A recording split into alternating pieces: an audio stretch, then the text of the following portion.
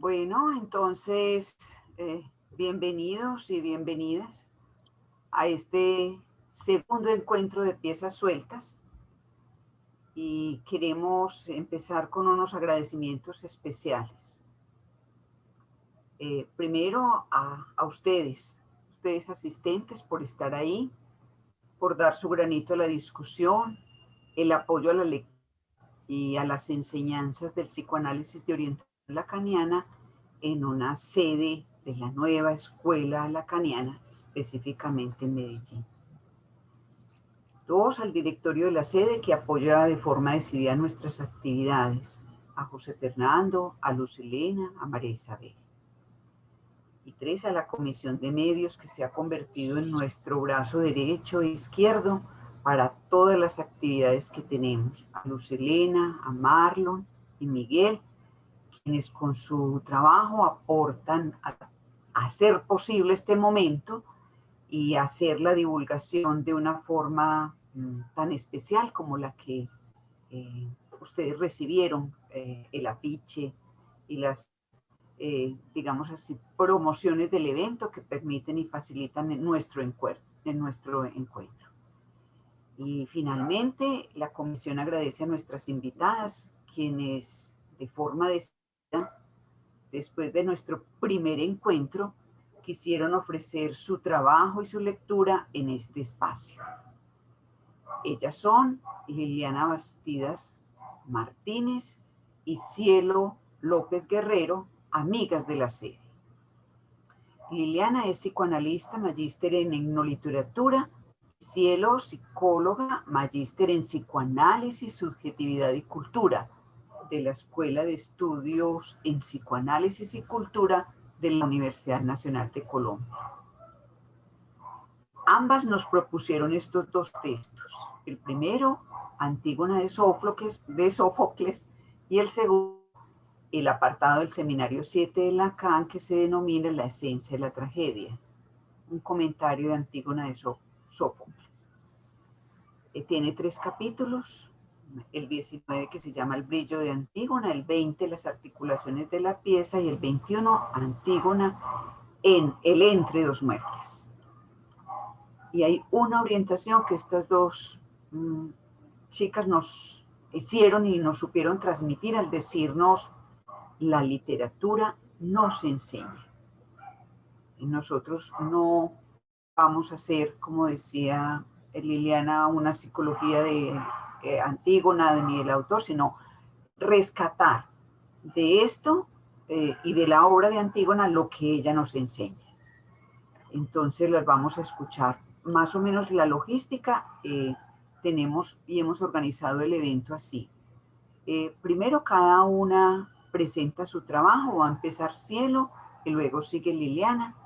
Luego pasaremos a la discusión abierta, comentarios y preguntas, para lo cual solicitamos levantar la manito en la plataforma.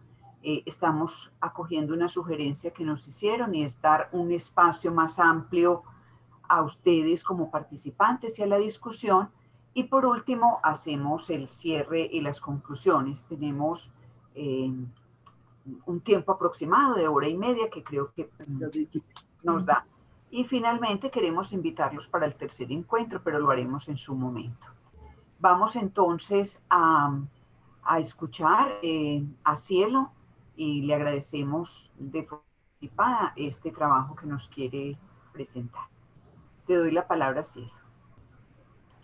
Bueno, Cecilia, muchas gracias. En principio, agradecer a la ANEL Medellín por el espacio de poder compartir mi lectura de la tragedia de Antígona y poner al debate esta pequeña aproximación. Bueno, voy a pasar a leer el texto teniendo en cuenta que tenemos poco tiempo también. El nombre de mi texto, de mi trabajo, es Antígona y las piezas sueltas de un cuerpo y una huella borrada. Estoy viva como una herida, flor en la carne. Está en mí abierto el camino de dolorosa sangre. Clarice Lispector. Traigo en este texto el intento de articular las piezas sueltas que fueron quedando en el transcurso de la lectura de la tragedia de Antígona de Sófocles. Mientras preparaba este texto, me preguntaba qué era aquello que querían decirme estos fragmentos que insistentemente resonaban. Huella, una huella borrada, marca, cuerpo despedazado, pérdida y lenguaje.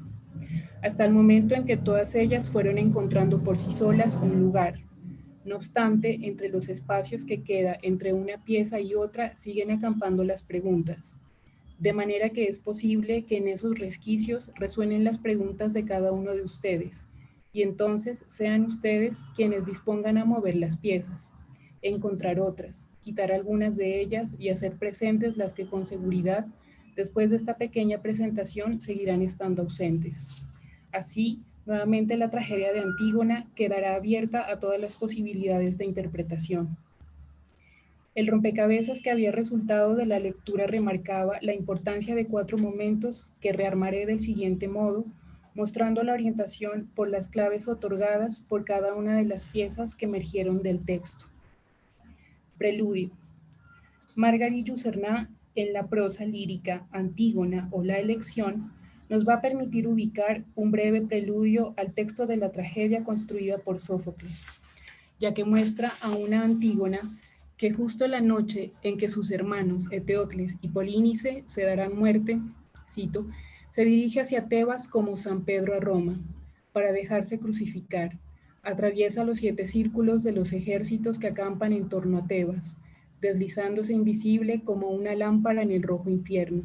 Entra por una puerta disimulada en las murallas, coronadas de cabezas cortadas como en las ciudades chinas. Cierro comillas. Pasaje del que destaco la frase deslizándose invisible, pues sugiere que la figura de Antígona se escurre sin ser vista, donde eso, visible, fuera de la mirada, incorpóreo podría decirse, es ya una alusión a una presencia que se desvanece o desaparece. Momento 1. El guardián informa a Creonte no haber encontrado huella alguna de quien sepultó a Polínice. Abro comillas. Alguien, después de dar sepultura al cadáver, se ha ido. Cuando hubo esparcido seco polvo sobre el cuerpo y cumplir los ritos que debía, dice el guardián y continúa. No habiendo golpe de pala ni restos de tierra cavada por el asadón, la tierra está dura y seca, sin hendir, y atravesada por ruedas de carro. No había señal de que alguien fuera el artífice. Cuando el primer centinela nos lo mostró, un embarazoso asombro cundió entre nosotros, pues él, el cadáver, había desaparecido, no enterrado, sino que le cubría un fino polvo como obra de alguien que quisiera evitar la impureza. Cierro comillas. Como si Antígona hubiera operado revestida de la cualidad de invisible que Margarit Yourcenar le atribuye en su prosa. De ahí que sin dejar sobre la tierra huella alguna, hendidura manifiesta, ha efectuado su anhelada acción. No se encontraron restos. Los rastros parecen borrados del espacio donde el entierro tuvo lugar. ¿Acaso esto no evoca algo de la huella borrada? Una huella que a pesar de no dejar rastro ha logrado cubrir con tierra el cuerpo de Polínice y derramar las libaciones que componen el rito funerario. Se trata de una escritura de la pérdida en términos simbólicos, que viene a situar algo de la estrecha juntura que existe entre el cuerpo y el lenguaje. Esto nos recuerda el cuerpo como el primer lugar donde introducir inscripciones, huellas, marcas, porque, cito aquí a Lacan, el cuerpo está hecho para que algo se inscriba, que se llama la marca. El cuerpo está hecho para ser marcado. Siempre se lo ha hecho y siempre el primer comienzo del gesto de amor es esbozar más o menos este gesto, cierro comillas. Este es entonces el gesto esencialmente significante de Antígona. Producir una marca en el cuerpo de quien viene a ocupar para ella el lugar de una pérdida, pero no cualquier tipo de pérdida, sino de una muy suya, expresada en estos términos. Ni aunque hubiera sido madre de hijos, ni aunque mi esposo muerto se estuviera corrompiendo, hubiera tomado sobre mí esta tarea en contra de la voluntad de los ciudadanos. ¿En virtud de qué principio hablo? Así, Si un esposo se muere, otro podría tener, y un hijo de otro hombre se habría perdido uno. Pero cuando el padre y la madre están ocultos en el Hades, no podrían nacer jamás un hermano. Así pues, Antígona y Polínice han nacido de la misma entraña. Esta es ya una imagen sugerente para pensar el tono íntimo del engarce de nuestro personaje con la cuestión de la pérdida que está en juego. Una pérdida que el pasaje remarca es irreemplazable. Pero volvamos nuevamente a la huella, pues la alusión a la huella borrada está tan presente en la escena de este primer momento que podríamos decir, por lo menos en lo que atañe a la potencia metafórica que posee, hace resonar temas muy puntuales que son del interés del campo del psicoanálisis, y en ese sentido provoca el germen de algunos interrogantes, como por ejemplo, desde qué lugar, la tragedia de Antígona dice algo acerca de la constitución de lo subjetivo, de la inauguración de la dimensión del significante y de la condición del ser hablante? ¿Es desde el lugar de la huella? Y más aún cuando la pieza trágica en cuestión pone de presente la función de una huella borrada, pues justamente la manera en que la hazaña de Antígona es narrada por el guardián Acreonte evoca el decir de Lacan. Cito: dejar huellas falsamente falsas es un comportamiento, no diré esencialmente humano, sino esencialmente significante. Ahí es donde está el límite, ahí se presentifica un sujeto, ahí sabemos que hay un sujeto como causa. Momento 2. La huella del rito funerario es borrada del cuerpo de Polínice. Se señala que obedeciendo a Creonte, los guardianes barrieron toda la tierra que cubría el cadáver de Polínice y dejan el cuerpo al descubierto, haciendo hincapié además en que al estar de tal manera expuesto ya se está pudriendo. El significante, como les dije, dice Lacan, en cierto momento decisivo es una huella, pero una huella borrada, de una primera inscripción que da origen a la vida, podría decirse incluso a la vida del cuerpo mortificado por lo simbólico, pues es el cuerpo por donde las marcas del lenguaje se abren paso, y es justamente la huella fraguada con el artificio del fino polvo y la tierra sobre un cuerpo que está destinada a borrarse como una marca en el agua, que en su desaparición o en su no poder inscribirse ha conmovido algo en Antígona. Veremos en un momento por qué y cómo. Lacan dirá también puntualmente que la condición necesaria para que el significante pueda tener un comienzo es que la huella se plantee como susceptible de ser borrada, suerte de la huella que es acentuada y determinada por el contenido de esta pieza trágica. Quiero decir que la tragedia de Antígona, en su singularidad, pone de manifiesto la propiedad de la huella de ser borrada, como dice Lacan. De ahí que podamos decir que su trama interna ratifica la fórmula lacaniana de la huella y el significante propuesta en el Seminario de la Angustia. Cito: la naturaleza del significante es precisamente la de borrar una huella, y cuando más se intenta borrarla para volver a encontrar la huella, más insiste la huella como significante. Esto nos conecta con el tercer momento. Momento 3. Antígona vuelve a marcar a escondidas el cuerpo de Polínice. Cito: enseguida transporta en sus manos seco polvo y de un vaso de bronce bien forjado, desde arriba cubre el cadáver con triple libación. Cierro. A saber, la primera con leche y miel, la segunda con vino dulce y la tercera con agua y polvo seco. Pero esta huella ritual con la que ha preparado y marcado el cuerpo de su amado hermano es nuevamente borrada por quien custodia al muerto. Así las cosas, este será un momento álgido para Antígona, que además de ser capturada, ya se sabe advertida de la muerte. Me pregunto en este punto si el recorrido permite pensar en un pasaje de la tragedia a la estructura, ya que estos diversos borramientos de eso que está llamado a marcar y que en tanto recurso simbólico pone distancia a la carne, a la podredumbre de un cuerpo, y en lugar de permitir que se vuelva carroña, nombra su ausencia y lo eterniza, nos pone sobre la ruta de cómo la borradura de la traza o de la huella produce el significante y el objeto, objeto respecto al cual el sujeto está siempre separado. Asunto que en la trama de esta tragedia aparece con una particularidad precisa, y es que la inscripción de la pérdida o la inscripción de una lápida o del introducir un estatuto distinto en el cuerpo al de la carne viva vía el significante no tiene lugar. Sostengo entonces las preguntas. Encontramos en la tragedia de Antígona algo de nuestra relación estructural al lenguaje o de los momentos previos a la entrada en esta relación, pues entramos al lenguaje pagando el precio de una pérdida. Fuimos en principio un puro pedazo de carne que el lenguaje vino a nombrar. El destino de Antígona es, esta es una pregunta, ¿no? El destino de Antígona es acuciado por la ausencia de lo simbólico que hubiera podido distanciarla de la confrontación con la carne viva de Polínice. ¿Es esta confrontación sin velo con lo real lo que conlleva a una progresión fatal que culmina en su muerte?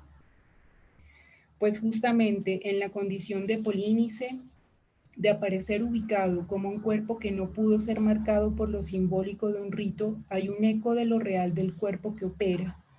Se presentifica algo de lo real. Recordemos que su cuerpo ha sido reducido a trozos desgarrados de carne, restos de carne abiertos a la mirada, abandonado para ser devorado por los perros y las aves.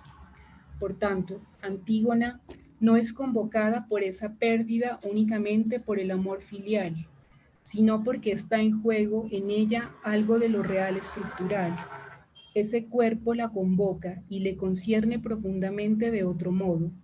Algo de ella palpita secretamente en ese cuerpo despedazado, algo que está más allá del hecho de que sea su hermano, y es la dimensión primordial de su propia pérdida, que configura lo éxtimo de cada uno.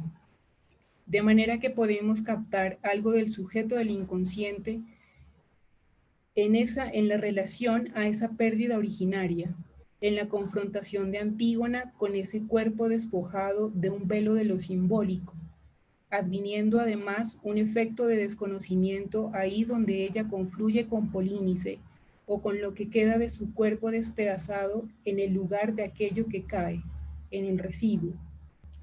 Ella se deja caer, y la muestra de ello está quizá en las imágenes que la escritura de Margarillo Cernat evocan, conduciéndonos al lugar de Antígona como el objeto que cae, pues hay elementos muy precisos en algunos pasajes que a mi modo de ver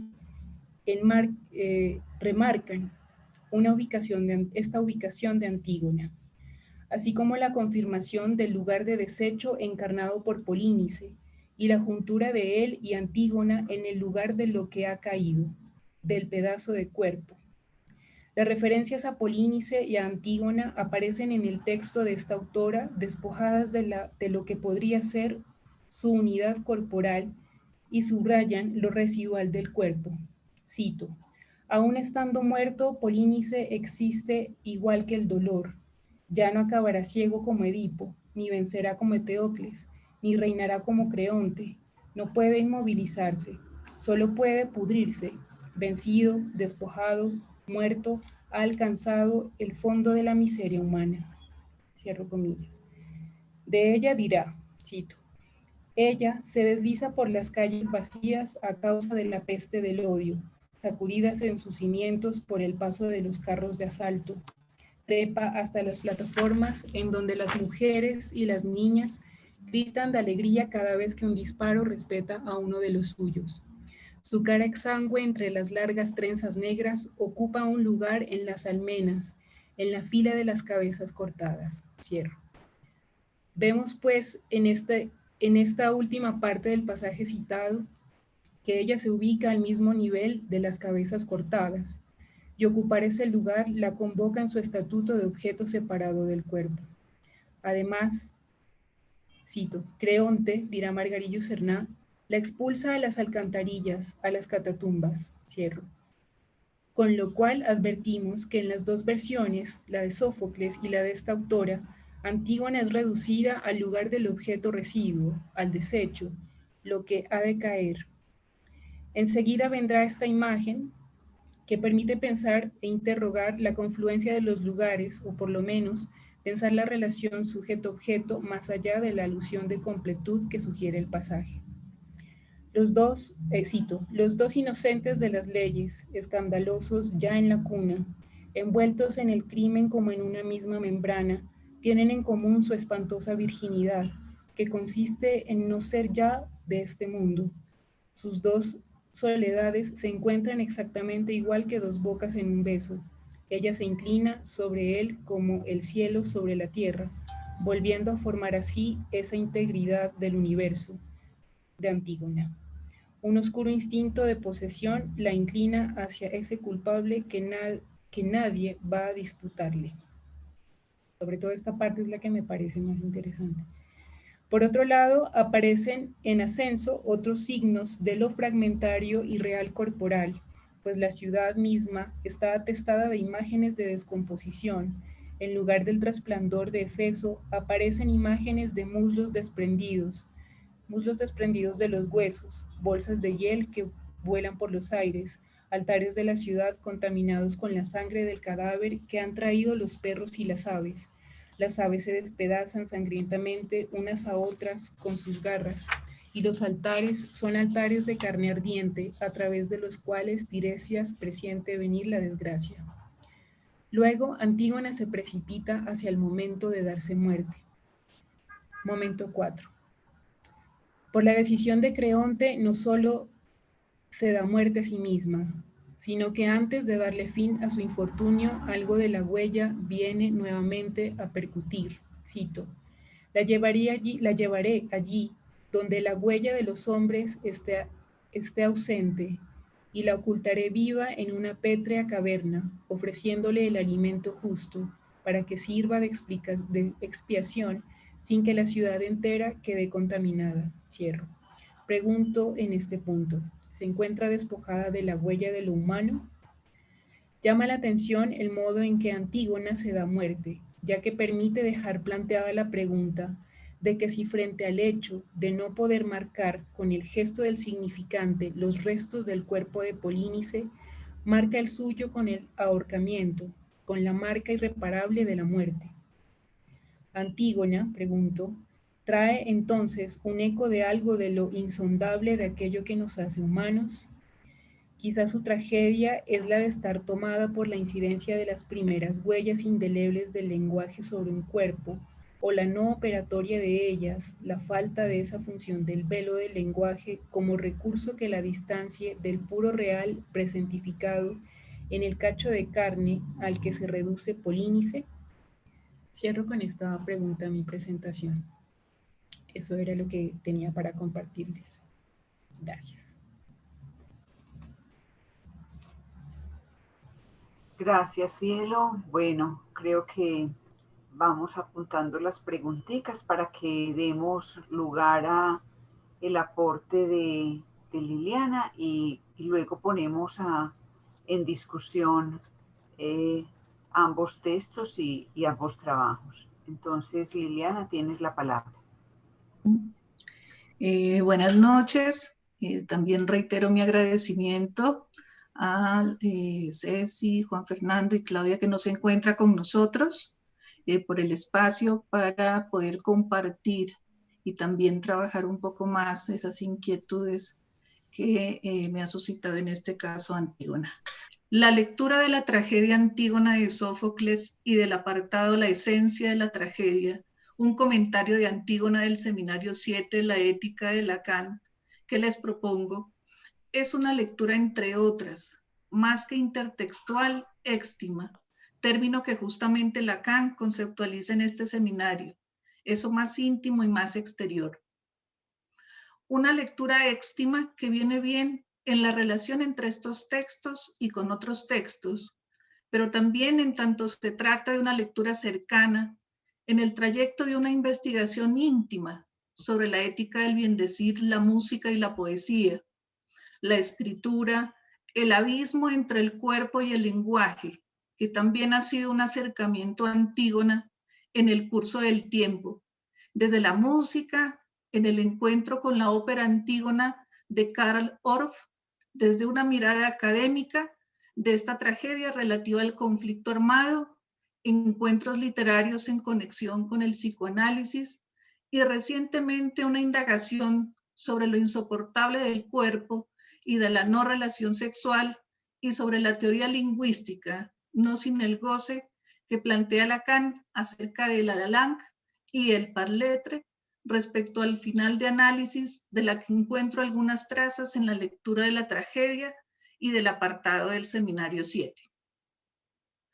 Recogeré algunas de las claves de lectura que a modo de hilachas va dejando Lacan en el apartado del Seminario 7, pero también esos aspectos manifiestos que dan cuenta de una lectura de la poesía y la música que el psicoanalista no solo lee en la tragedia Antígona, sino que escribe en la métrica de algunos fragmentos de su texto. Haré énfasis en algunos detalles que en uno y otro texto irrumpen como misterio. Y para acercar mi lectura a ustedes, reordenaré los aportes que encuentro en Antígona, a partir de un detalle retomado por Lacan no sin desconcierto, y la metáfora de la poesía y la música de la tragedia para dar cuenta de la desaparición del sujeto en el trayecto hacia el parler, y de la estructura del lenguaje y un más allá del lenguaje que traza Antígona, la langue. Entonces se trata de ir más allá de Lacan del apartado del Seminario 7, desde la lectura de Lacan y Antígona en contrapunto con otros textos. Lacan advierte algunas coordenadas de lectura que enfatizan el análisis detenido, duro, forzado, que no deja indemne a quien se sumerge en este procedimiento, abro comillas, de punta a cabo, para percibir sus mecanismos. Hay mil formas de hacerlo, dice, palabra a palabra.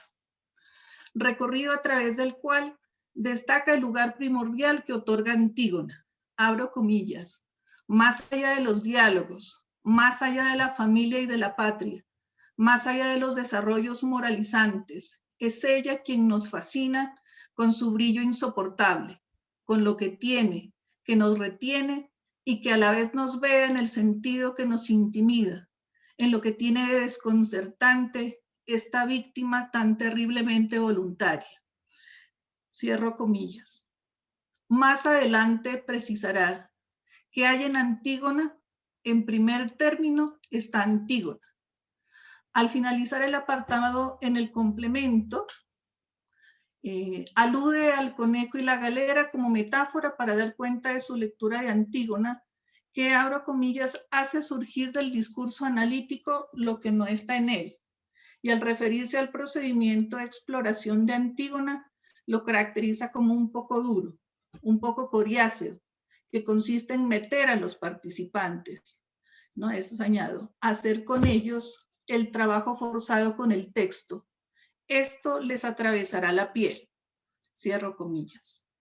He traído a colación estas citas por cuanto el acento está puesto en Antígona y sus atravesamientos, y es lo que orientó mi lectura.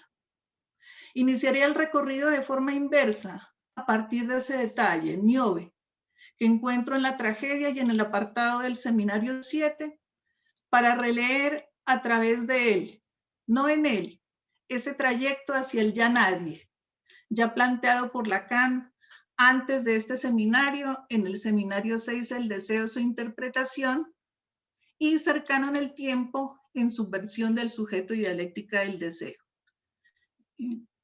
En Subversión del sujeto y dialéctica del deseo, citado por Laurent, hace equivaler el ya nadie a la desaparición del yo y la presencia del goce referente al sueño de la inyección de Irma, abro comillas, en el cual la fórmula de la trimetilamina, como dice el texto, se acompaña de la voz de nadie. Nadie pronuncia este escrito. El yo que se produce al final de este sueño se anuda a esta voz. Cierro comillas. En el Seminario 6, el deseo, su interpretación, el ya nadie equivale a la desaparición del sujeto y del goce en cuanto al goce del fantasma de la paciente Lacharpe. Abro comillas. Se supone que se manifiesta como otro, se torna ausente, se expulsa a sí mismo del dominio de la palabra, se torna animal, literalmente naturalizado. Nadie irá a verificar que él está allí porque perfectamente se habrá hecho presentar, articular, por medio de un significante, el más elemental. No hay nada aquí, sino literalmente no hay nadie. Es en verdad lo que nos anuncia el sujeto en su fantasma en la medida en que estoy en presencia del otro. No soy nadie. Y a partir de las últimas elaboraciones de Lacan, leo ese ya nadie como ese abismo insalvable que se abre entre el cuerpo y el lenguaje, entre lo humano y lo inhumano, entre lo animado e inanimado, entre la naturaleza y la cultura, que anuncian los gemidos de lamento de pájaro, los gemidos frente al cuerpo descubierto de Polínices, los gemidos en la tumba de Antígona, los gemidos, lágrimas de la piedra, ruidos de la piedra, ronroneos de la lana. Y precisamente del apartado del Seminario 7 de Lacan, quiero destacar el entre, como ese abismo que se va dejando ver más allá, ectos atas, más allá de la T, de la fatalidad, la calamidad que se ve a simple vista en la tragedia, cuando Antígona se va apagando en su cuerpo insoportable, cuando se va apagando su palabra, cuando se encuentra esa T como desvío. En ese punto quiero parafrasear a Laurent en su texto El nombre y la causa, quien introduce el verbo apagar a propósito de la relación que establece entre la interpretación justa, entre comillas, y la verdad que se especifica de ser poética, y se pregunta qué implica el verbo apagar, refiriéndose a apagar el síntoma. Y se remite al budismo zen y al texto acerca de la causalidad psíquica de Lacan para responder. Introduzco este apagar para poner de manifiesto que no será el brillo de la belleza en el que me detengo, ese brillo en la imagen de Antígona a través del que se cierne algo del deseo, sino en Antígona como, abro comillas, ese vacío del pensamiento que avanza en la luz sin sombra, ese espejo sin brillo que muestra una superficie donde se refleja nada del espacio imaginario, absteniéndose de esperar algo que va a surgir. A lo que agrega Laurent, ese lugar de la nada que viene a escribirse sobre una superficie donde ninguna luz o brillo de sentido está presente, donde ya nadie habla. Para dar cuenta de este ya nadie, cuyo franqueamiento, pienso, deriva en un más allá del lenguaje, releo a Niobe. Lacan la incorpora 2 veces en el apartado del Seminario 7. La primera vez relativo a un fragmento del que se cierne dudas si forma parte de la tragedia, abro comillas, en el límite entre la vida y la muerte y del cadáver todavía animado. Ya la letra señala, se encuentra en la boca misma de Antígona la imagen de Niobe, la imagen límite en torno a la cual gira el eje de la pieza. Y la segunda vez, en lo que concierne a lo que no puede ser mirado más allá por el efecto del enceguecimiento de la belleza. E introduce la identificación de Antígona con Niobe petrificándose. Abro comillas, estoy muerta, quiero la muerte. Siempre ha dicho de sí misma Antígona. Niobe es aquí, nos dice Lacan, la ilustración de la pulsión de muerte. Pero voy más allá. Para detenerme en Niobe, me remitiré en primera instancia a Antígona, en el episodio 4 de la tragedia, después de la primera estrofa en la que Antígona se presenta a los ciudadanos de Tebas por última vez, antes de su ingreso a la cueva donde será sepultada viva. Se compara con Niobe. Oí que de manera más lamentable pereció la extranjera Frigia, hija de Tántalo, junto a la cima del Sipilo. La mató un crecimiento de las rocas a modo de tenaz hiedra. Y a ella, a medida que se va consumiendo, ni las lluvias ni las nieves la abandonan, según cuentan los hombres. Y se empapan las mejillas bajo sus ojos que no dejan de llorar. El destino me adormece de modo muy semejante a ella. El adormecimiento entre rocas no es el del sueño, podría decir, es el de su desaparición, anunciado por gemidos entre lo humano y lo inhumano, el ya nadie como desprendimiento del sentido para dar lugar al cuerpo en su materialidad, que da luces sobre, entre comillas, tal vez, la producción de un arreglo absolutamente singular del ballet con su goce. En el devenir, una roca en descomposición, meteorizada por las lluvias y las nieves, de la que se desprenden lágrimas, ruidos. Final de Níobe con el que se compara Antígona. Y esta comparación, indefectiblemente, es el golpe de Níobe que resuena en Anfión. Justamente, Anfión hace posible ir del lenguaje destacado por Lacan en la tragedia, ¿no? Que da lugar a dos mundos, el de la verdad y el del acontecimiento, al más allá de la estructura del lenguaje.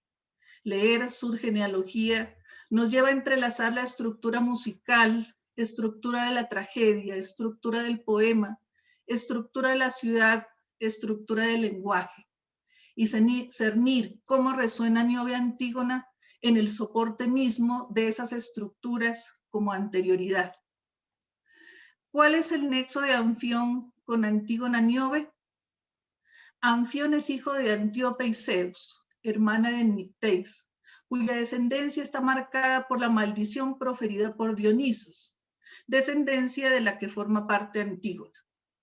Y Níobe es esposa de Anfión, hija de Tántalo, a su vez hijo de Zeus. De ahí que Antígona, por la línea del padre, sea llamada semidiosa, pues está vinculada a los dioses Zeus y Tántalo. De acuerdo con la teogonía de Apolodoro, y aquí permítanme, voy a presentarles, que me parece que gráficamente es un poco, uy, ¿qué pasó? Ya. Si me permiten, voy a compartirlo. Permítanme un momento, por favor.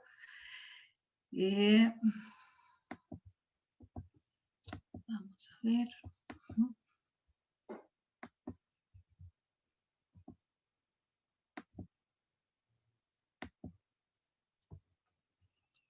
¿No? Entonces, aquí tenemos desde la teogonía de Apolodoro, podemos decir toda esa, una suerte de genealogía, porque también no solamente es una teogonía, porque hay dioses, semidioses y hombres, ¿no? Entonces, voy a aumentar, permítanme aquí, para poder ver un poco mejor, ¿no? Voy a detenerme justamente aquí, que es, ¿no? Primero entre Antíope y Nicteis, que es donde se enlaza, podemos decir, toda la estirpe de Antígona. A partir de Nicteis, que es la madre del Labdaco, se inicia, ¿no?, toda la maldición de los Labdácidas, porque el Labdaco no rindió el ritual a Dionisos. Entonces, encontramos aquí, ¿no?, Nicteis y el hijo Labdaco, el padre de Layo, a su vez padre, bueno, de Edipo, y que tenemos pues, está Antígona, hija de Edipo, y con su madre Yocasta. Entonces, aquí están Antígona, Ismene, Polínices y Eteocles. Y Nicteis, ¿no?, que es toda la, que abre la descendencia de Antígona, de los Labdácidas, malditos por Dioniso. Antíope es la madre de Anfión, que es de quien estoy hablando en este momento. Y Anfión es el esposo de Níobe, que es Níobe, ese detalle del que hablo, que va a ser muy importante en relación con la lectura que propongo.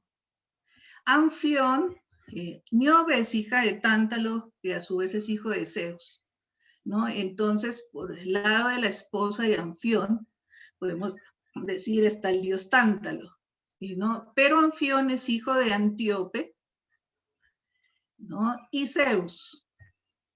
Bueno, y aquí vienen esta cantidad de conflictos y maldiciones y muertes, ¿no? Y bueno, me interesará entonces, ¿no? Ese lugar de Anfión en relación con Níobe y Antígona, ¿no? Entonces, y Antíope, bueno, va a escapar o va a huir de su padre Nicteo porque va a dar a luz un hijo de Zeus. Bueno, en la versión de Apolodoro, pues no encontramos que su padre no cree en que Antíope va a concebir un hijo de Zeus. Y bueno, Antíope entonces tiene, ¿no? Zeus y Antíope, y de esta relación nacen Ceto y Anfión, gemelos.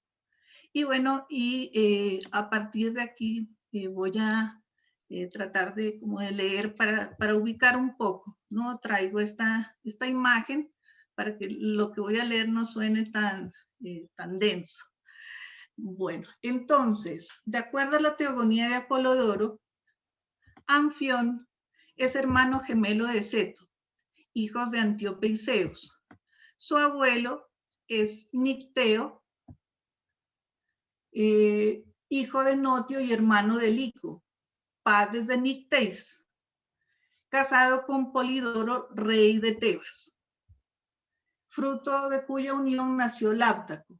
Este a su vez es padre de Layo, casado con Yocasta, quien se unió en nupcias a Edipo tiempo después de que éste lo asesinara, y fruto de esa unión incestuosa ven a la luz entonces Antígona, Ismene, Polinices y Eteocles. Nicteo, como les decía, amenaza a Antíope al quedar encinta tras su unión con el dios Zeus. Antíope escapó a Sición al lado de Popeo, ¿no? Es un rey, por acá está afuera Popeo, y su padre Nicteo, ¿no? Escapa de él, y Nicteo mata a Popeo, pero pierde la vida en la lucha con Popeo. Lico termina entonces con la vida, de Popeo, y muere Nicteo, el padre de Antíope. Lico asesinó a Popeo y capturó a Antíope, ¿no? Entonces, durante el viaje, cautiva Antíope, dio a luz a Anfión y Ceto. Abandonados los gemelos, son encontrados y criados por un boyero. Ceto cuida rebaños y Anfión se dedica al canto rítmico, pues Hermes le había dado una lira. Antíope escapa de Lico y Dirce, ¿no? Lico, el hermano de su padre, y Dirce, la esposa de Lico, quienes son posteriormente asesinados por Ceto y Anfión en venganza por el asesinato de Popeo. Los hermanos reciben el poder hasta entonces en manos de Lico, que reinó por 20 años. Expulsan a Layo y amurallan la ciudad con piedras que obedecían a la lira de Anfión. Ceto se casó con Tebe, por la cual la ciudad recibió el nombre de Tebas, y Anfión se unió en nupcias con Níobe, con quien tuvo 7 hijos y 7 hijas. Número, aquí están todos los hijos de Anfión y Níobe. Y bueno, ese número va a variar, pues, entre Hesíodo, Heródoto, Homero. Jactarse de que su maternidad era superior a la de Leto desató la indignación de la diosa, que incitó a sus hijos Apolo y Artemis en contra de Níobe. Aquí está. Los hijos, Apolo y Artemis en contra de Níobe, y uno asedió a sus hijos, mató a los hijos, y el otro Apolo a sus hijos y Artemis a sus hijas. Tan solo 2 escaparon a las flechas de los dioses. Los hijos de Leto, en las letras de Apolodoro, dieron muerte a Anfión Y el destino de Níobe se cumple al abandonar Tebas y marchar junto a su padre Tántalo a Cipilo. Allá suplicó a Zeus que la transformase en piedra, y de esa piedra manan lágrimas día y noche. Esa es la versión de Apolodoro. Entonces, tanto en la versión de Apolodoro como en la versión de Sófocles, en palabras de Antígona, se conserva una ambigüedad, el entre, pues en la primera versión la piedra llora y en la segunda no se especifica si se transforma en piedra. Níobe Antígona, pero en las dos versiones está entre viva y muerta, entre lo humano y lo inhumano, más allá del lenguaje. Respecto a Anfión, la cuestión de la piedra es fundamental. Tanto en la Teogonía de Hesiodo, que es mencionada por Lacan, como en la Teogonía de Apolodoro, que no la incluye Lacan, digamos, Hesiodo está entre el séptimo antes de Cristo y Apolodoro ya es un latino como el segundo, tercero después de Cristo, pero va a retomar Hesiodo. La piedra es Zeus y Anfión es hijo de Zeus, piedra de la piedra. En Antígona de Sófocles y la Teogonía de Apolodoro, Anfión suena desde las piedras, pues amuralló a Tebas con piedras que obedecían a su lira. Es decir, la música movió las piedras que dieron estructura a Tebas. Se sigue que Anfión hace a la arquitectura de la ciudad, a una estructura a escala musical hecha de sonidos piedra, cuerpo del poema, que como metáfora estructural da cuenta, me arriesgo a decir, a la estructura del lenguaje. Entonces, la piedra es recurrente y se incorpora tanto en Antígona de Sófocles como en la Teogonía de Apolodoro. Níobe Antígona es la roca, pero una roca en descomposición, como ya lo había mencionado. En Antígona la descomposición se sigue del verso. A medida que se va consumiendo Níobe, ni las lluvias ni las nieves la abandonan, según cuentan los hombres. Como si además el acento puesto en esta parte del verso, según cuentan los hombres, remitiera una acronía a un tiempo fuera del tiempo, en el que el cuerpo roca se destruye interminablemente, en tanto que el tiempo del hombre se concreta en el sufrimiento que se escribe en el cuerpo roca, en el verso, y se empapan las mejillas bajo sus ojos que no dejan de llorar, como si el entretiempo se tratase del entre líneas que se deja leer. Así, Antígona Níobe es la roca en descomposición que sigue el trayecto, desaparición del sujeto, gemidos, cuerpo, roca, descomposición, sedimentos, caídas de lágrimas, ruidos, añado, de la roca que llora. Entonces, quiero mostrarles aquí unas imágenes, ¿no? No encontré imágenes, son muy difíciles, son las pinturas más clásicas y que exaltan, digamos, la belleza, o es lo que se ha pintado mucho más y no estas imágenes. Entonces, esta es esta es una roca que llora, que aquí la encuentran ustedes, ¿no? En el monte Sipilus, que eso está en Turquía. Y hay una imagen que no sé si sea, perdónenme, de un texto. No sé, no hay una referencia, así que lo puse de manifiesto, no encuentro una referencia, hay páginas donde las que lo encuentran, pero no hay. Entonces, esta es una roca que no tiene tanta forma, esta sí, digamos, tiene la imagen de Níobe que llora. Bien, entonces, perdónenme, así Antígona es la roca en descomposición que sigue el trayecto de desaparición del sujeto, gemidos, cuerpo, roca, descomposición, sedimentos, caída de lágrimas, ruidos de la roca que llora, anteriores a la estructura, arquitectura, modo de escala musical, pero que posiblemente hacen al soporte de nuevas rocas, sonidos, en la estructura y arquitectura de nuevas tragedias, poemas, ciudades, metáfora estructural del lenguaje, y hacen posible leer un momento anterior a la estructura de la música, de la ciudad, de la tragedia del lenguaje, es decir, un fuera de estructura del lenguaje, pero que la soporta, tal vez nos indique algo de la lana, las apalabras, el sinsentido, el goce opaco y reductible al sentido, quedando la vía de la invención sintomática. Antígona, entonces, está en un entre lo humano y lo inhumano, apagándose en gemidos, onomatopeyas de pájaros, se disuelve en el vacío más allá de la muerte, del límite, abismo entre el cuerpo y el lenguaje, ese cuerpo insoportable que le devuelve Polínices en su podredumbre, desnudo de significante. Esta chiquilla sufriente en la desmesura, sin esposo, sin hijos, sin hermanos, sin familia, sin patria, exhausta al final de la carrera, se descuelga y Ectos Atas traza un más allá, no lo resuelve, pero traza el desvío hacia el franqueamiento, hacia la invención entre ruidos, quizás ronroneos de la lana. Bien, hasta ahí, muchas gracias.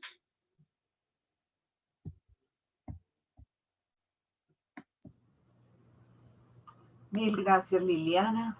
Bueno, creo que dos lecturas diferentes y sin embargo con puntos comunes de unir más allá en la historia para recrear unos conceptos. Digámoslo así, la base de la LAN en la que se apoya Liliana y la huella que nos trae Cielo y que hacen, digámoslo así, de esta obra una forma de poder leer los conceptos que a la vez nos han querido articular y presentar. De pronto Juan puede ayudarnos un poquito en esta articulación que intentan hacer para hacer las preguntas mientras van levantando las manitos. Muy bien, sí. A ver, en primer lugar, tal vez deba decir que naturalmente estoy en cierto sentido sorprendido, como quizás muchos o todos los asistentes, por cuanto se trata de más que una presentación o una invitación de una lectura a una lectura de Antígona. Se trata en ambos casos del resultado de una verdadera investigación y de una investigación compleja en la cual cada una de las dos tomó caminos un poco diferentes, pero que son caminos que merecerían que los examináramos con algún detalle por la generosidad que ellas han tenido esta noche de presentarnos su trabajo en la forma en que lo han hecho. Una forma condensada de un trabajo que creo que debe ser mucho más amplio y que nos permiten de alguna manera enterarnos de un recorrido seguramente vasto y complejo. En ese sentido, pues me parece que esta actividad, es decir, piezas sueltas, como invitación a que se presenten lecturas y elaboraciones acerca de algunos textos que puedan contribuir a nuestra formación, cumple en este caso su función, aun cuando esta reunión pienso yo que se quedará corta en el rescate de algunos elementos que tanto Cielo como Liliana tan generosamente nos han presentado. Yo quisiera referirme un poquito puntualmente, si Ceci está de acuerdo, y que me tome unos minutos. Si estarías de acuerdo. Claro, Juan.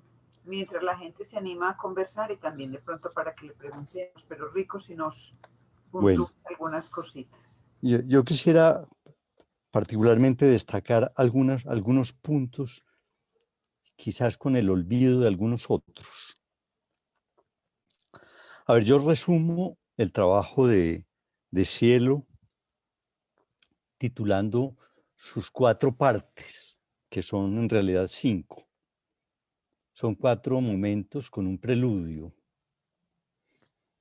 Y si yo tuviera que titular cada uno de estas partes, los titularía así.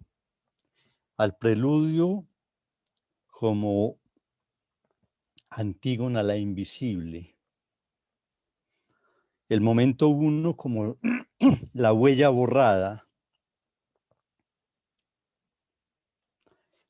Al momento 2 como el borrar la huella.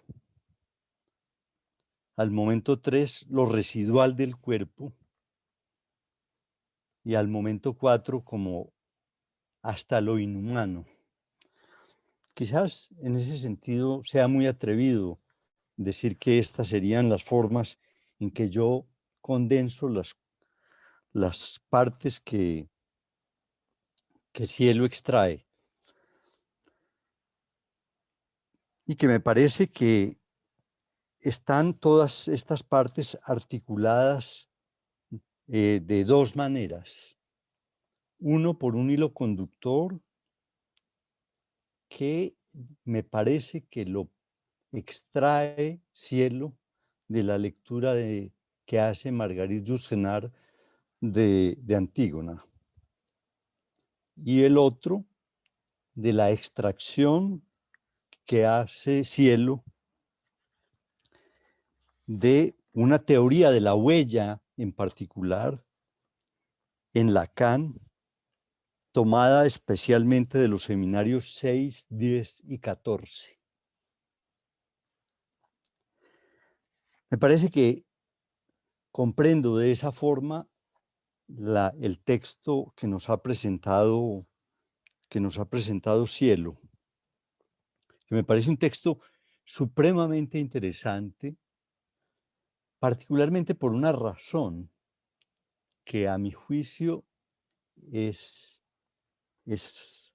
novedosa, al menos para mí, y es el hecho de separarse de la lectura que Lacan hace en el seminario 7 de Antígona.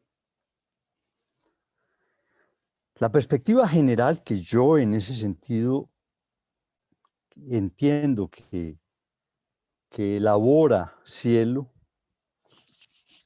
es la de intentar hacer resonar algunos temas puntuales que se hallan en el texto de Antígona a partir de lo que extrajo ella de su lectura de Yourcenar y de los seminarios citados de Lacan, hacer resonar algunos temas para especialmente, digamos, hacer algunas precisiones sobre la constitución de la subjetividad humana y la condición del ser hablante. Me parece que es así como entiendo yo la perspectiva que plantea Cielo. Ahora, ¿cuáles serían esos temas adicionales que, más allá de la huella o de la constitución de la subjetividad y de la condición del ser hablante, creo que conviene subrayar de lo que yo escucho en el texto de Cielo? Hay un punto que me parece importante, inclusive supremamente importante, y que yo se lo plantearía tal vez inclusive como una pregunta o como una posibilidad de discusión, y es cómo interpreta Cielo la significación del cadáver, particularmente del cadáver de Polinices, porque me pareció extraordinario del texto de Cielo que Cielo haya elegido justamente el mismo pasaje que eligieron Goethe y que eligieron algunos comentaristas más y que Lacan retoma. Yo no he leído lo que dice Goethe, pero Lacan lo menciona. El mismo pasaje que elige Lacan a partir de Goethe, y que Cielo lo interpreta de una manera enteramente distinta a como lo interpreta Lacan, aun cuando yo creo que es un elemento que no está en contradicción con lo de Lacan. Porque para Lacan, en ese sentido, la significación del cadáver de Polinices particularmente está ligado a lo que Lacan llama especialmente el carácter de ser el cadáver de su hermano, o para decirlo pues como lo menciona en el seminario, que es un punto que no es simplemente erudito, sino que tiene un peso teórico en el comentario de Lacan, y es el hecho de que Antígona acentúa del cadáver de Polinices el carácter de ser un autodelfos. Autodelfos significa un ser de su misma estirpe y ser particularmente su hermano. Que como tal, y en la medida en que los padres de Antígona se hallan ya en el Hades, es un ser irreemplazable. Y es por ser eso, el cadáver de Polinices, que a juicio de Lacan, al menos en el seminario 7, adquiere el carácter que adquiere el cadáver de Polinices en la construcción de la tragedia. Es decir, que se colocaría el acento particularmente en lo que llama, en lo que menciona inclusive el mismo Sófocles, y es el respeto por las leyes no escritas de los dioses, es decir, de las tradiciones más inveteradas de la cultura. Y es ese respeto el que conduciría particularmente a Antígona en su destino hasta la muerte, contra la posición de Creonte, que sería la del respeto a la ley de la ciudad, que no la de los dioses. En esos términos, pues en la lucha, en el conflicto entre esos dos hechos, es que se situaría la significación del cadáver a mi juicio, para Lacan, y de donde Lacan extrae la posibilidad de construir lo que él llama su lectura de Antígona como el punto nodal de nuestra ética, dice Lacan. La ética que se extraería de Antígona sería en la medida en que allí está el punto nodal de lo que llama nuestra ética, que sería la de el conflicto de alguien con una ley que se presenta como justa y que sin embargo el sujeto interpreta como injusta.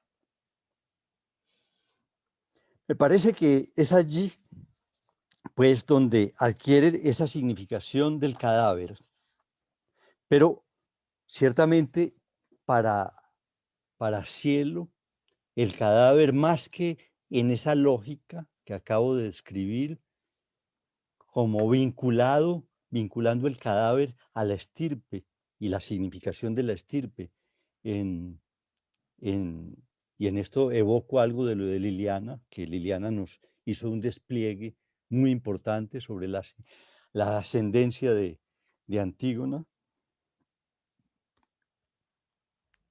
Es donde coloco la diferencia, porque Cielo particularmente subrayó más que esa dimensión el hecho de ser un cadáver humano y no ser simplemente el cadáver de un hermano.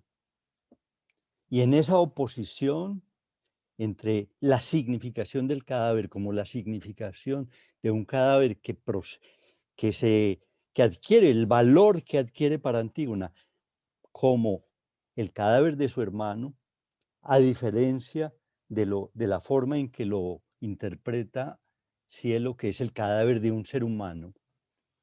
Y es allí donde me parece que habría la posibilidad de recoger el conjunto de interpretaciones que Cielo particularmente nos expuso y que nos enriquecen más allá inclusive del Seminario 7 y tomando especialmente algunas piezas de los seminarios posteriores de Lacan, posibilidades de interpretación de la obra. Eso a mí me pareció particularmente excelente por parte de Cielo, y yo le agradezco, y seguramente los asistentes también se lo agradecerán por el enriquecimiento que nos produjo de la lectura de Antígona. Ahora, yo tengo también un poco de cosas que decir sobre lo de Liliana, pero me he extendido muchísimo. Y yo solamente quisiera reducirme, para no tomarme la sesión, reducirme a una sola pregunta. Y es una pregunta que no me deja de interrogar mucho en la exposición de Liliana. Liliana subrayó, inclusive a partir de la asociación o del lazo que establece entre Antígona y Niobe, la significación de un significante, y ese el entre que lo encuentra como el entre el cuerpo y el lenguaje, entre lo humano y lo inhumano, entre lo animado y lo inanimado, entre la naturaleza y la cultura. El entre como un elemento fundamental. Pero justamente allí se separa también Liliana, y me parece que yo no le reprocho esto, sino que me parece que es sorprendente esa separación. Se separa de Lacan, porque para Lacan gran parte del análisis y de la significación de la posición de Antígona es el hecho de estar en un entre distinto a los que destaca Liliana, y es el estar entre dos muertes, la muerte real y la muerte simbólica, para decirlo en forma breve. Y ese entre la muerte real y la muerte simbólica, como un aspecto fundamental del drama, según Lacan, me parece que no lo toca Liliana, a pesar de haber rescatado ese elemento, y sobre lo cual quizás tenga algunas cosas que precisar. Yo digo pues que me parece muy interesante yo escuché el texto de Liliana como construido a partir de dos partes, uno como la extracción de unos elementos hacia la ética y otro como el despliegue del análisis de la genealogía de Antígona para mostrar específicamente el valor que tendría el análisis de un detalle, que es el detalle del lazo entre Antígona y Niobe, que me parece que es una perla muy interesante del comentario que propone Liliana. Bueno, no voy a dejar allí porque seguramente tanto Cielo como Liliana tengan algo que señalar al respecto, pero también los asistentes seguramente tienen algunos puntos para decir. Me disculpo de la extensión de mi comentario. No, Juan, yo creo que nos ayuda un poquito a retomar el contexto del trabajo, y hasta el momento no hay manitos levantadas, y bueno, nos permite darle la palabra a Liliana y a Cielo para aportar a esta discusión que traes, que engloba de una manera general una visión y que nos enriquece bastante.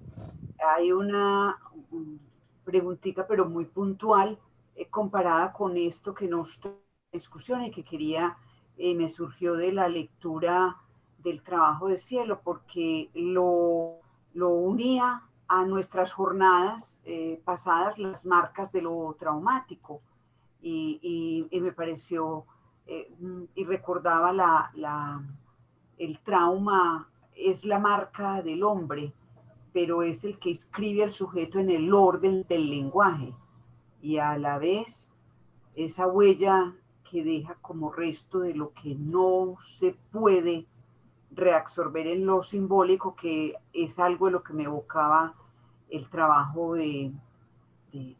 incluso de ambas, algo que no se puede reabsorber en lo simbólico, ¿no es cierto?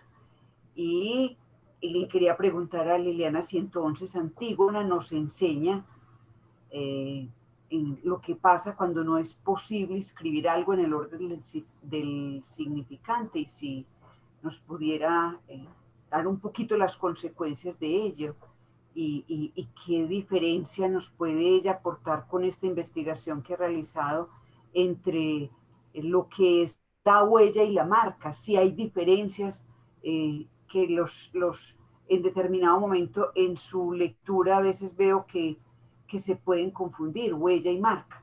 Entonces, bueno, y con Liliana también un poquitico el uso del significante, ella lo emplea como la leo antes de surgir el significante. Entonces se me ocurría ese asuntico que puede, si es el caso, empatar un poquitico con lo que nos aportabas de la significación del cadáver y del entre, y ese atravesamiento que también nos trae Liliana, atravesar, ¿no? Ese entre, pero incluso la genealogía atravesada por una genealogía, por unos, digamos así, marcas que deja el nacimiento del sujeto.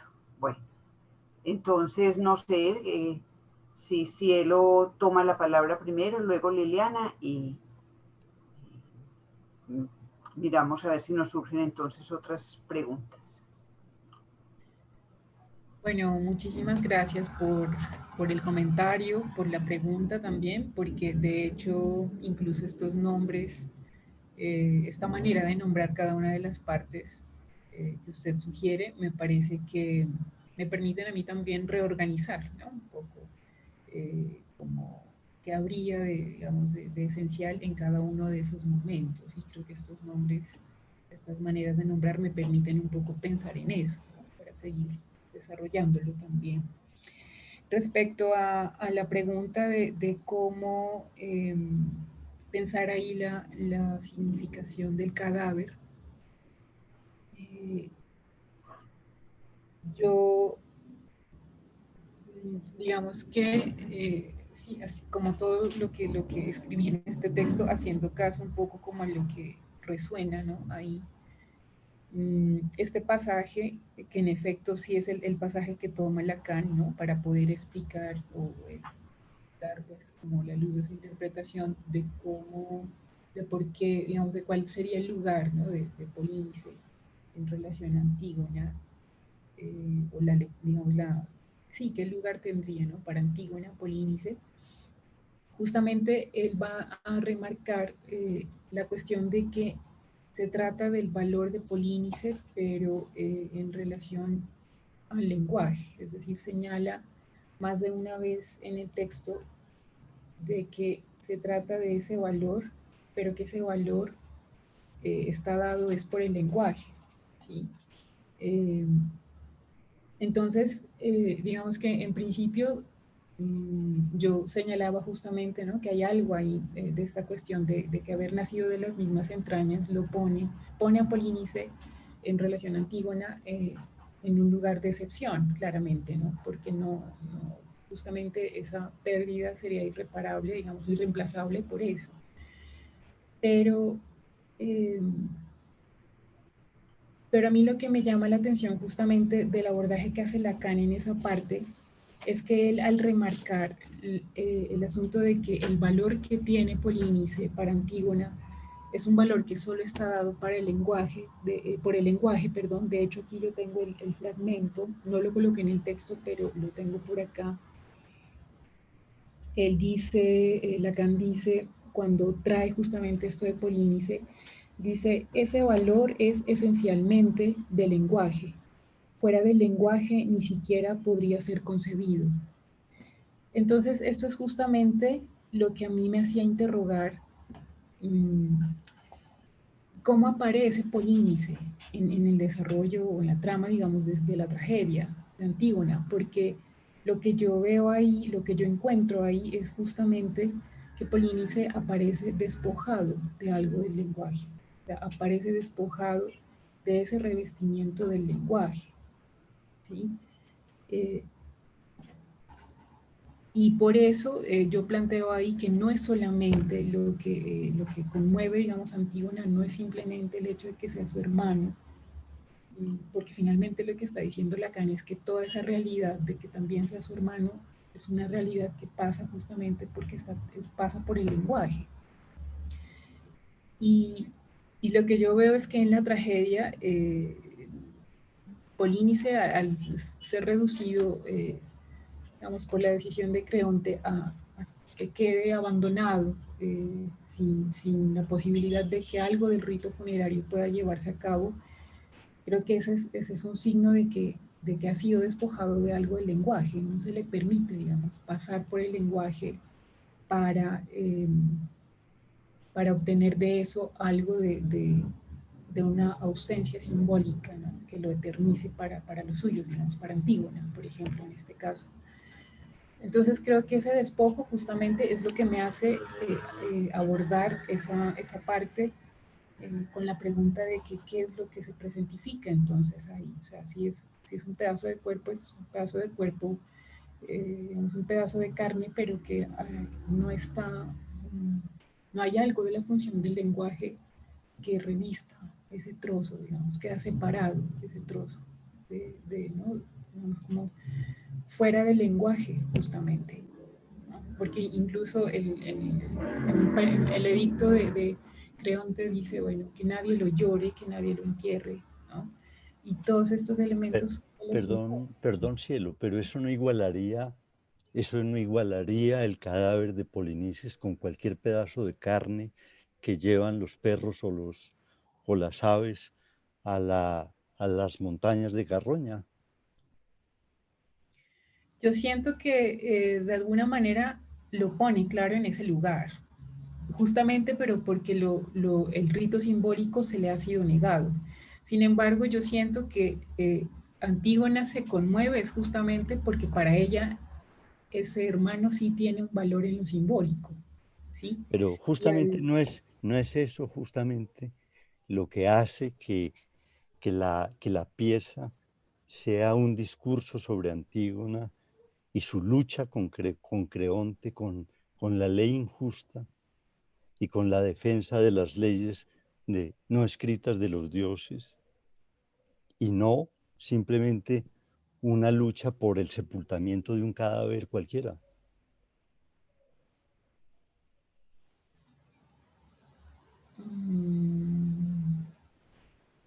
No sé, ¿me puedes volver a repetir la pregunta?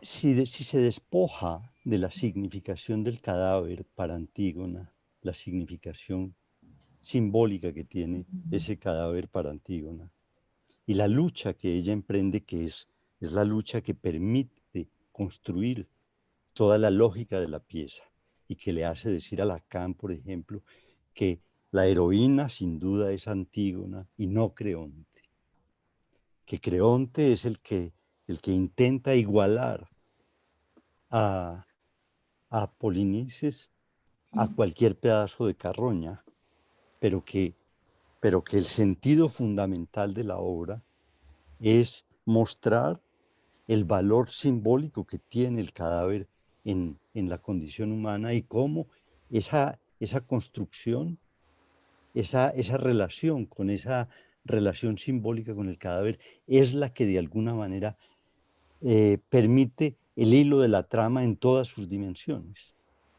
desde los elementos más sutiles como los que usted, por ejemplo, describió con relación a las huellas o al borramiento de las huellas, es decir, ese carácter invisible, por ejemplo, lo adquiere es particularmente en función de la significación de ese cadáver para ella.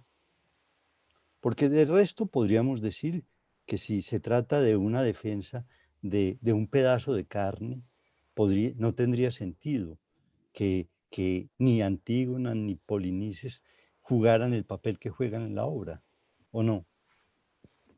Pues ese es un camino como para seguir trabajando, ¿no? Porque de todas maneras sí me deja usted la pregunta, bueno, si es entonces la cuestión de que hay algo ahí del valor de Polínice como hermano, ¿no? No como en relación simplemente a la humanidad en general. Ahora, yo le digo esto por una cosa particularmente, porque a mí me pareció muy interesante su construcción y la elaboración, inclusive pues porque Liliana llevó muy lejos esa idea, y es algo que Lacan rescata en el Seminario 7, y es que su lectura y su elaboración de la tragedia es ante todo un esfuerzo de parte de Lacan de la transmisión de un método. Y así lo dice en la página 303. Se trata de la transmisión de un método que define como el método del comentario implacable de los significantes, y en el cual se trata de extraer de la obra ciertos significantes que permiten en ese sentido construir una interpretación y guiarnos con relación a cuáles serían los núcleos que el autor intenta establecer para decirnos algo. Dentro de los significantes que Lacan destaca particularmente dos, y es ese que cité del autadelfos, que es lo que, con el cual señala el cadáver de Polinices, y lo otro, el carácter de la AT, de la fatalidad de, de, de, de Antígona, que me parece que Liliana, en una cita que hizo Liliana, particularmente también destaca cuando habla del Actecos, creo que es el... tiene el micrófono cerrado, Liliana. Sí. Ectos atas, que es Ectos el atas, no más allá de la T. sí, exacto, correcto. ¿Mm? Es decir, porque a mí me parece que inclusive algo que podríamos transmitir en una noche como estas es o como, por lo menos como pregunta, ¿es correcto que el esfuerzo de Lacan en Antígona consista efectivamente y en última instancia en la transmisión de un método de lectura, de un método que de alguna manera permite construir una interpretación, y que con esa interpretación inclusive él lleva esa interpretación hasta construir a su vez una ética, la ética del psicoanálisis a partir de la lucha entre Antígona y Polinices? Pero eso implica situar adecuadamente las piezas que constituyen la obra, y que me parece que mi pregunta sobre el cadáver es intentando situar una que me parece que es esencial dentro de... ¿Puedo intervenir allí? Claro. Porque esto lo hablábamos con Cielo, porque gracias a Cielo justamente me permitió como también dar un poquito más de fuerza a la construcción que yo estaba realizando. A mí me parece que es lo que menciono un poco así de pasada, que es el confrontar, es decir, el énfasis que primero va a hacer Lacan en Antígona.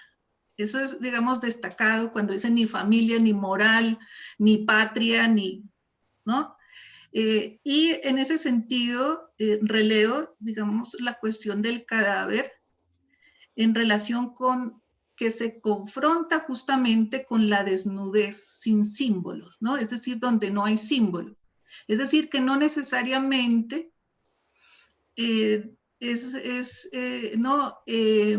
que apelar al lazo filial del hermano, como, ¿no? Es cierto, digamos, tiene ese lugar, pero yo lo veo también como que al encontrarse, porque es Antígona la que dice, ¿no? No es, el hermano no dijo, miren, tienen que sepultarme ni nada de esto, ¿no?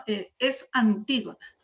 Entonces, en esa, digamos, como esa singularidad de Antígona, el confrontarse con ese cadáver, lo señalo, es confrontarse con la desnudez del símbolo, es decir, sin el símbolo, sin lo simbólico, en esa podredumbre de partes que están allí y que justamente allí es donde, en donde empiezo a ubicar como que empieza a plantearse esto del desvanecimiento, ¿no? De Antígona, y esos puntos, y justamente ahí hay un lance, es decir, hay un gemido justamente que lanza, ¿no? El gemido dice cuando se está frente al cadáver de su hermano, intenta cubrirlo, pero está frente, digamos, como esa desnudez del símbolo.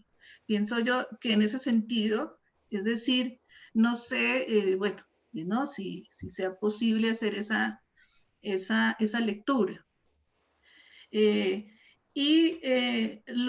También, ya que voy en esa vía, lo que manifestaba Juan Fernando acerca del entre, es que yo lo pienso el entre como justamente ese desvanecimiento, ¿no? No sé si pues hay que trabajarlo mucho más, pero pienso que ese desvanecimiento de Antígona es como ese recorrido hacia el vaciamiento, hacia el vacío del símbolo. Entonces, allí ese vacío es el que está entre el lenguaje y el cuerpo, el entre lo humano y lo inhumano, ¿no? Y bueno, y por eso termino, ¿no? Como en el último párrafo, que es, ¿no? Que apagándose en gemidos, onomatopeyas de pájaros, se disuelve en el vacío más allá de la muerte del límite.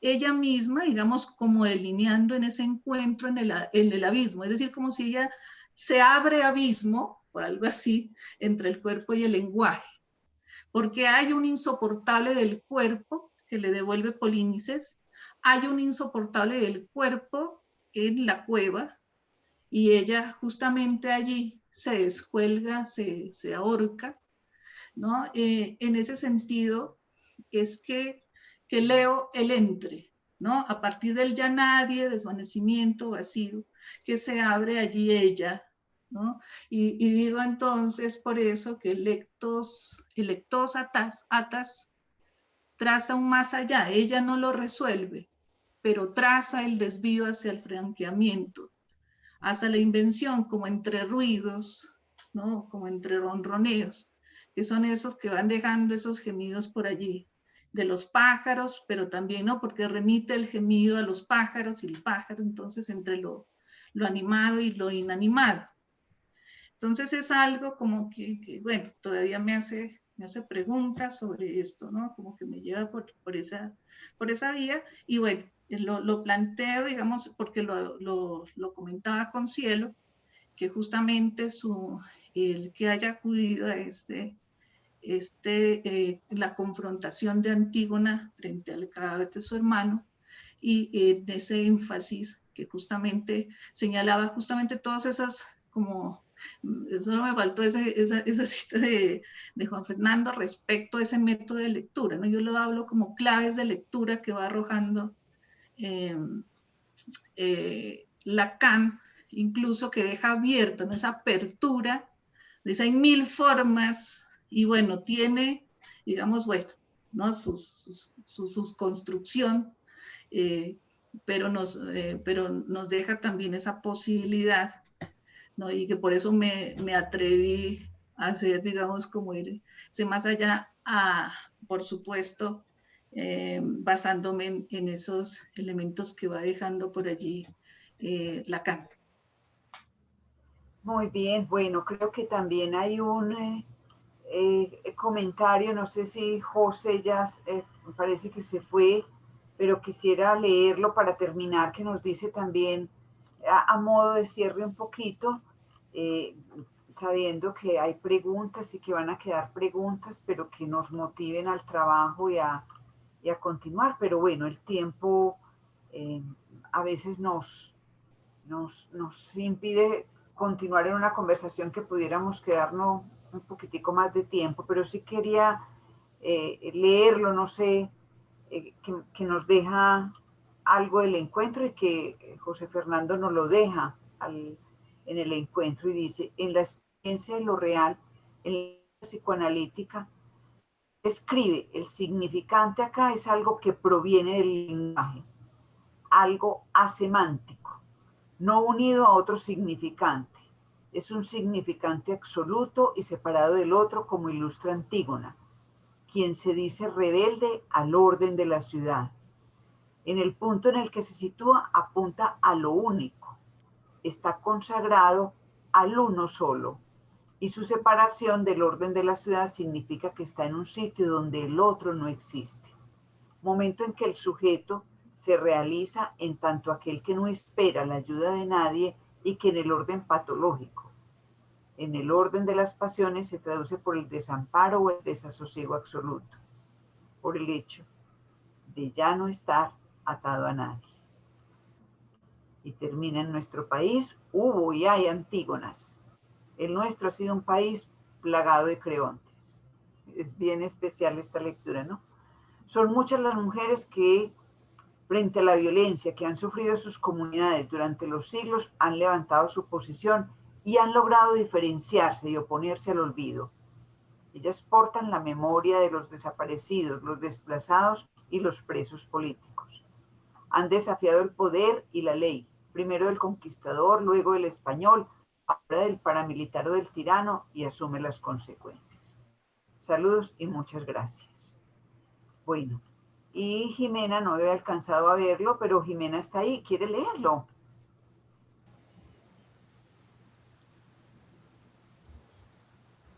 Bueno, ella nos sugiere que hay un teórico literario que me llama la atención y es Lukács. Él se concentra en la forma de los géneros literarios, entre ellos la tragedia. Me parece que es una interpretación que, si bien no es psicoanalítica, se acerca a la visión del mundo de los héroes de la tragedia.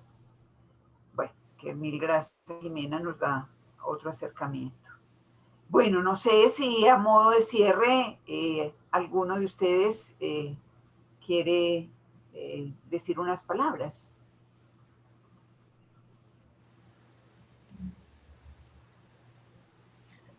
Bueno, yo estaba pensando un poco como en el abordaje justamente, ¿no? De esto, de la pregunta que nos dejaba hace un momento sobre el cadáver, ¿no? De hecho, sí, es como una pregunta que un poco desde las diferentes expresiones del arte que aparecen o de las que yo, pues bueno, me he aproximado, siempre hay una pregunta que resuena y es justamente esa pregunta de qué tiene el arte para, o el campo del arte para decir sobre algo de lo humano, ¿no? O de lo constitutivo humano. Por eso también, digamos que yo le di el enfoque a esa pregunta, ¿no? Como que qué era un poco, qué era lo que hacía humano, o dónde estaba ese rastro de lo humano en esa tragedia, ¿no? Justamente creo que es en ese cadáver donde hay, digamos, ese cadáver permite interrogar eso, ¿no? ¿Qué sería lo humano o qué no lo sería? Y en ese sentido también la función del lenguaje.